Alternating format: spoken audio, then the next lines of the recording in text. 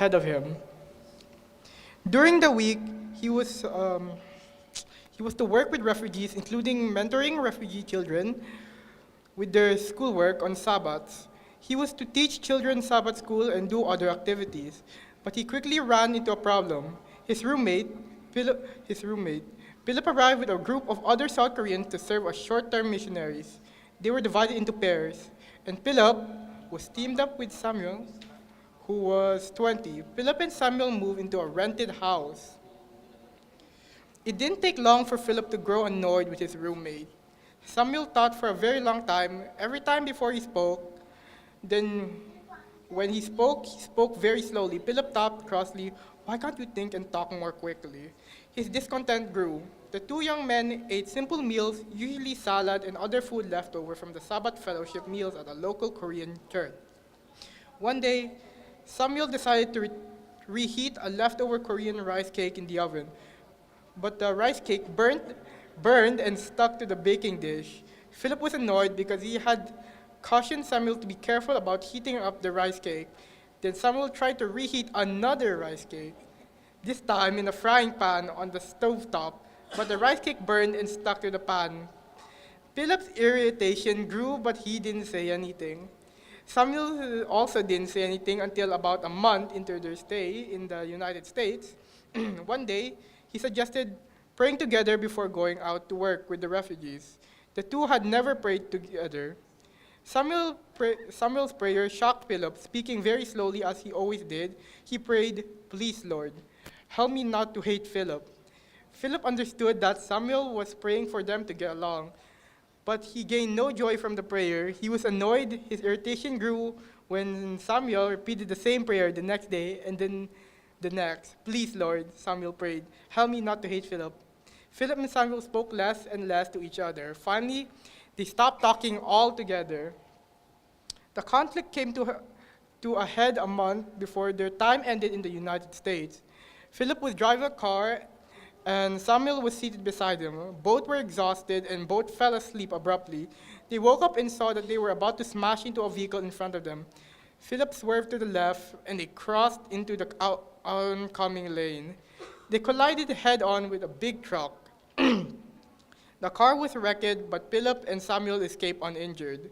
The truck driver also wasn't hurt, and the truck suffered only a small dent on the front bumper. At home, Philip and Samuel embraced and fell on their knees to thank God for life. Amen. Philip felt ashamed. He had come to the United States to share God with others, but had instead been focusing on himself. This was the root of his conflict with Samuel. But now, the conflict seemed so small and unimportant, Philip thought, we should have been hugging and praying together this whole time, so God could have blessed us as missionaries. Samuel suggested that they tell the Korean owners of the rented house, a married non-Christian couple, about the crash. A short time later, Philip and Samuel were telling the couple about their 2-month personal conflict and the crash.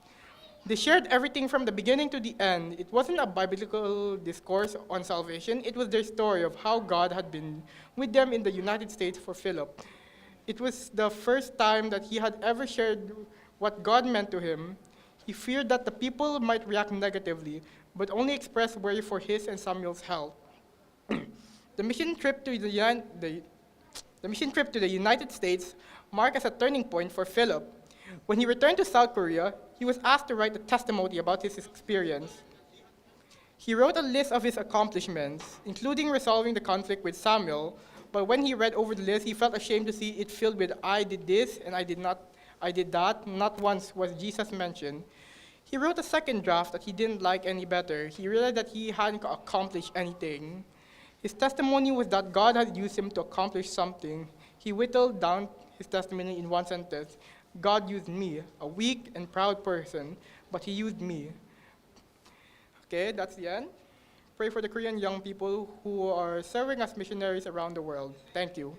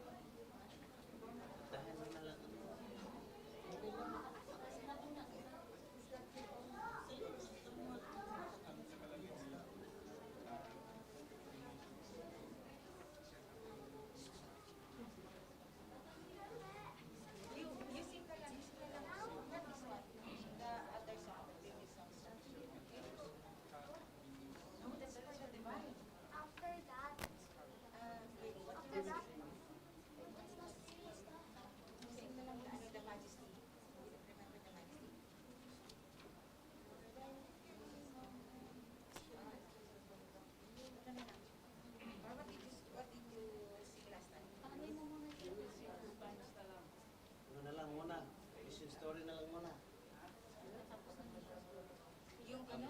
Yung kakatin mo na mamaya? O, sige na. Yan lang, that song na. Yung, hindi yung ano na lang.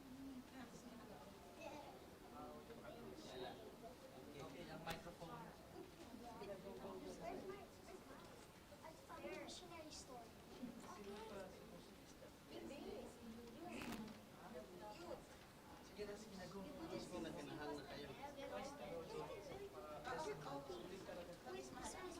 Hello, hello.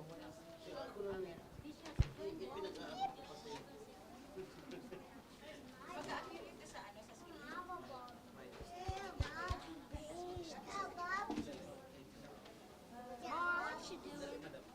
Okay, hold your mic.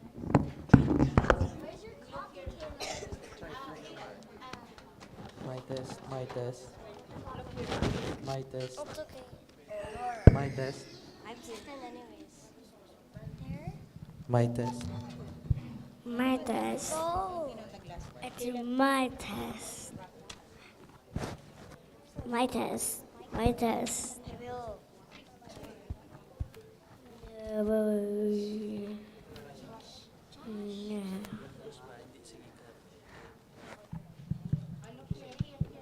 My test. My test, my test. My test. Test.